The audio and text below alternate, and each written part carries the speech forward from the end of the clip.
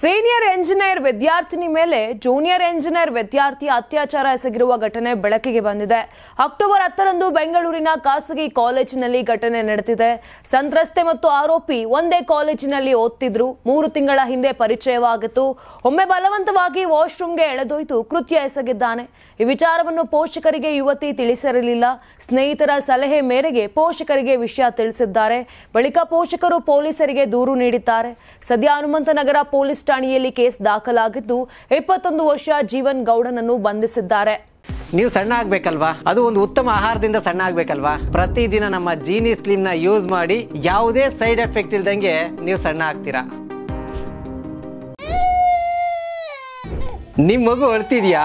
ಹಾಗಾದ್ರೆ ನಿಮ್ ಮಗುವಿಗೆ ಜೀನಿ ಸರಿ ಇಟ್ಕೊಡಿ. ಯಾಕಂದ್ರೆ ಜೀನಿ ಸರಿ ಇಟ್ಟು ನಿಮ್ಮ ಮಗುವಿಗೆ 100% ಸರಿಯಾದ ಆಹಾರ. ನಿಮ್ಮ ಮಗು ನೆಮ್ಮದಿಯಾಗಿ ನಿದ್ದೆ ಮಾಡಬೇಕಾ, ದಷ್ಟಪುಷ್ಟವಾಗಿ ಬೆಳಿಬೇಕಾ? ಹಾಗಾದ್ರೆ ಜೀನಿ ಸರಿ ಇಟ್ಟು ಕೊಡಿ. ಎಲ್ಲಾ ಮೆಡಿಕಲ್ ಶಾಪ್ಗಳು, ದಿನಸಿ ಅಂಗಡಿಗಳು, ಸೂಪರ್ ಮಾರ್ಕೆಟ್ಗಳಲ್ಲಿ ಲಭ್ಯ.